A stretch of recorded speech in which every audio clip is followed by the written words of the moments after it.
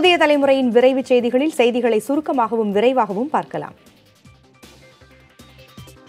நாடு முழுவதும் அமலாகவிருக்கும் சரக்கு மற்றும் சேவை வரி விகிதங்கள் இறுதி செய்யப்பட்டுள்ளன. மத்திய நிதியமைச்சர் அருண்ஜேட்லி தலைமையில் ஸ்ரீநகரில் நடைபெற்ற ஜிஎஸ்டி கவுன்சில் கூட்டத்தில் பொருட்களை 6 பிரிவுகளாக வகைப்படுத்தி வரி விதிக்க ஒப்புதல் அளிக்கப்பட்டது. ஜிஎஸ்டி வரி விகிதங்கள் இறுதி செய்யப்பட்டுள்ள நிலையில் உணவுப் பொருட்களின் விலை குறைய வாய்ப்புள்ளது. அரிசி, கோதுமை, பால் ஆகியவற்றுக்கு முழு வரி விலக்கு அளிக்கப்பட்டுள்ளது. சில மாநிலங்களில் இவற்றின் மீது வாட் வரி வசூலிக்கப்படும் நிலையில் ஜிஎஸ்டி அமலாகும் ஜூலை 1ஆம் தேதி முதல் உணவு தானியங்கள் மற்றும் பால் பொருட்கள், பால் ஆகியவற்றின் விலை குறையும். ஏசி, ஃப்ரிட்ஜ் ஆகியவற்றின் விலையும் குறையும். ஜிஎஸ்டி அமலானதும் காற்றடைக்கப்பட்ட குளிர்பானங்கள், கார்கள் விலை உயரும். எனினும் சிறிய காருக்கு 1% கூடுதல் வரி என்பதால் அதிக விலை உயராது. பான் மசாலா, சிகரெட் உள்ளிட்ட புகையிலை பொருட்கள், 350 சிசி திறனுக்கு மேல் கொண்ட மோட்டார் சைக்கிள் ஆகியவற்றின் விலை உயரும். தங்கத்தின் மீது கூடுதலாக 4% வரி வசூலிக்க மாநிலங்கள் கோரியிருப்பதால் பிராண்டட் தங்க நகைகள் விலை உயரும். எந்த அரசு மக்கள் பக்கம் இருக்கிறதோ அந்த அரசின் பக்கம் மக்களும் கடவுளும் இருப்பார்கள் என முதலமைச்சர் எடப்பாடி பழனிசாமி தெரிவித்துள்ளார். உதகையில் நடைபெற்ற மலர் கண்காட்சி தொடக்க விழாவில் பேசிய எடப்பாடி பழனிசாமி, தர்மத்தை பற்றி பேசுபவர்கள் அதர்மமாக நடந்து கொண்டால் மக்கள் தண்டிப்பார்கள் என கூறியுள்ளார். தாம் ஜெயலலிதாவால் வளர்க்கப்பட்டவர் என்றும் எடப்பாடி பழனிசாமி கூறினார். வைர விழாவில் கருணாநிதி பங்கேற்க வாய்ப்பில்லை என திமுக செயல் தலைவர் மு.க. ஸ்டாலின் தெரிவித்தார். வைர விழாவில் கருணாநிதி பங்கேற்பது குறித்த செய்தியாளர்களின் கேள்விக்கு பதிலளித்த அவர், மருத்துவர்கள் அனுமதி தந்தால் மட்டுமே கலந்து கொள்ள இயலும் என்றார். முன்னாள் முதலமைச்சர் ஓ பன்னீர்செல்வம் பிரதமர் நரேந்திர மோடியை டெல்லியில் சந்தித்தார். இந்த சந்திப்பின் போது தமிழகத்தின் முக்கிய பிரச்சினைகள் மற்றும் விவசாயிகளின் கோரிக்கைகள் குறித்து மட்டுமே பேசியதாகவும் அவருடன் அரசியல் பற்றி எதுவும் பேசவில்லை என்றும் ஓ பன்னீர்செல்வம் தெரிவித்துள்ளார். அரசியலில் எதிர்ப்புதான் மூலதனம் என்று ரஜினிகாந்த் தெரிவித்திருக்கிறார். ரசிகர்களை 5 நாளாக சந்தித்த அவர் அரசியல் பிரவேசம் பற்றி மறைமுகமாக குறிப்பிட்டிருக்கிறார். ரசிகர்களை கடமையை செய்ய வலியுறுத்திய ரஜினி, போர் வரும்போது பார்க்கலாம் என்றும் அதற்காக தயாராக வேண்டும் எனவும் கேட்டுக்கொண்டார். தமிழகத்தில் மாற்றம் வர வேண்டும் என நடிகர் ரஜினிகாந்த் விருப்பம் தெரிவித்துள்ளார். கட்டமைப்பு சீர்கெட்டிருப்பதாகவும் அதை மாற்ற வேண்டும் என்றும் அவர் கூறியிருக்கிறார். தமிழகம் புறக்கணித்தால் தனக்கு வேறு இடம் இல்லை என்று கூறிய அவர், ஸ்டாலின், திருமாவளவன், சீமான் உள்ளிட்டோரின் செயல்பாடுகளையும் புகழ்ந்து பேசியிருக்கிறார். ரஜினி அரசியலுக்கு வருவது மகிழ்ச்சி என திமுக செயல் தலைவர் மு.க. ஸ்டாலின் கூறியிருக்கிறார். ரஜினிக்கு ஆதரவு அளிப்பது குறித்து மக்கள் முடிவு செய்வார்கள் என முன்னாள் முதல்வர் ஓ பன்னீர்செல்வம் தெரிவித்திருக்கிறார். போர் என்று ரஜினி குறிப்பிடுவது தேர்தலைத்தான் என தமிழ்நாடு காங்கிரஸ் கமிட்டி தலைவர் திருநாவுக்கரசர் கூறியிருக்கிறார். தமிழகத்தில் உள்ள அசாதாரண சூழலை பயன்படுத்த ரஜினி முயற்சிப்பதாக விடுதலை சிறுத்தைகள் கட்சித் தலைவர் திருமாவளவன் விமர்சித்துள்ளார். தமிழகத்தின் சீர்கேட்டிற்கு காரணமானவர்களை ரஜினி பாராட்டியது ஏன் என பாரதிய ஜனதா கட்சியின் தமிழக தலைவர் தமிழிசை சவுந்தரராஜன் கேள்வி எழுப்பியிருக்கிறார். ரஜினிக்கு அரசியலில் எதிர்காலம் இல்லை என பாரதிய ஜனதா எம்பி சுப்பிரமணியன் சாமி விமர்சனம் செய்துள்ளார். தமிழகத்தில் இன்று வெளியான 10ஆம் வகுப்பு தேர்வு முடிவுகளில் மொத்தம் 94.4% மாணவர்கள் தேர்ச்சி பெற்றிருக்கிறார்கள். கடந்த ஆண்டோடு ஒப்பிடுகையில் தேர்ச்சி விகிதம் 0.8% அதிகரித்திருக்கிறது. இந்த ஆண்டும் மாணவர்களை காட்டிலும் மாணவிகள் அதிக அளவில் தேர்ச்சி பெற்றிருக்கிறார்கள். தேர்வெழுதிய மாணவர்களில் 92.5% பேரும், மாணவியரில் 96.2% பேரும் வெற்றி பெற்றிருக்கிறார்கள்.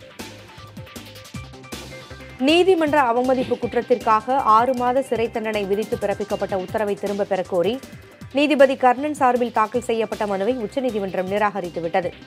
நீதிபதி கர்ணன் தரப்பில் தாக்கல் செய்யப்பட்ட மனு விசாரணைக்கு உகந்தது அல்ல என்றும் உச்சநீதிமன்ற நீதிபதிகள் தெரிவித்துள்ளனர்.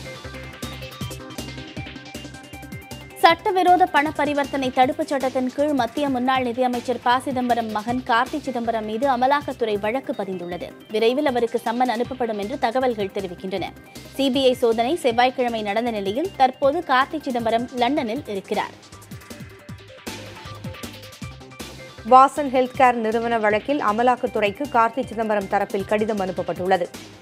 2262 கோடி அந்நிய செலாவணி மோசடி வழக்கு தொடர்பான புலனாய்வு ஆவணங்களை ஆய்வு செய்ய நேரம் ஒதுக்க கார்த்தி சிதம்பரம் அமலாக்கத்துறைக்கு கோரிக்கை வைத்துள்ளார்.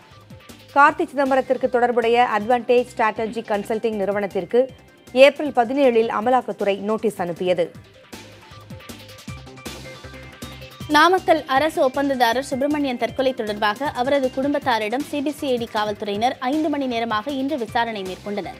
ஒப்பந்ததாரர் சுப்பிரமணியன் கடந்த 8ஆம் தேதி அவரது தோட்டத்து வீட்டில் விஷமருந்தி உயிரிழந்தார். இந்த வழக்கு கடந்த 12ஆம் தேதி சிபிசிஐடிக்கு மாற்றப்பட்டது. வேலூர் மாவட்டம் அழிஞ்சிக்குப்பத்தில் செயல்பட்டு வந்த டாஸ்மாக் கடையை மூடக்கோரி முற்றுகை போராட்டம் நடத்திய பெண்கள் மற்றும் பொதுமக்கள் மீது காவல்துறையினர் தடியடி நடத்தினர். மாற்றுத்திறனாளி ஒருவரையும் காவல்துறையினர் தாக்கினர். இச்சம்பவத்தின் போது காவல்துறையினர் மீதும் கல்வீச்சு தாக்குதல் நடத்தப்பட்டது. பதற்றமான சூழலை தணிக்க அப்பகுதியில் காவல்துறையினர் குவிக்கப்பட்டுள்ளனர்.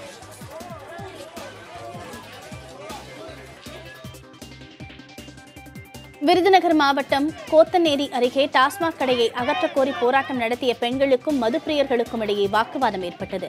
கொத்தநேரியில் பேருந்து நிறுத்தம் அருகே அமைக்கப்பட்டிருக்கும் டாஸ்மாக் கடையால் இடையூறு ஏற்படுவதாக கூறி கடையை 100க்கும் மேற்பட்ட பெண்கள் முற்றுகையிட்டனர். அப்போது கடைக்கு மது அருந்த வந்தவர்கள் போராட்டத்தில் ஈடுபட்ட பெண்களோடு வாக்குவாதத்தில் ஈடுபட்டனர்.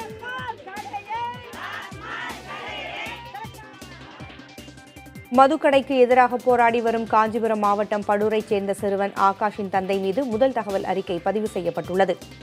மதுக்கடைகளுக்கு எதிராக போராடுபவர்கள் மீது காவல்துறை நடவடிக்கை எடுக்கக்கூடாது என உயர்நீதிமன்றம் கூறிய நிலையில் வழக்கு பதிவு செய்யப்பட்டுள்ளது. மக்களின் எதிர்ப்பு இருந்தால் மதுக்கடைகள் மூடப்படுவதாகவும் தமிழக அரசு உயர்நீதிமன்றத்தில் தெரிவித்துள்ளது. கரூர் தென்னிலை நல்லிப்பாளையம் அருகே லாரி மோதிய விபத்தில் கார் தீப்பிடித்திருந்தது. கார் தீப்பிடித்திருந்த காட்சி தற்போது கிடைத்திருக்கிறது. இதில் காரில் பயணித்த 4 பேர் உடல் கருகி உயிரிழந்தனர். காயமடைந்த 3 மருத்துவமனையில் அனுமதிக்கப்பட்டிருக்கிறார்கள். விபத்து குறித்து காவல்துறையினர் விசாரணை மேற்கொண்டுள்ளனர்.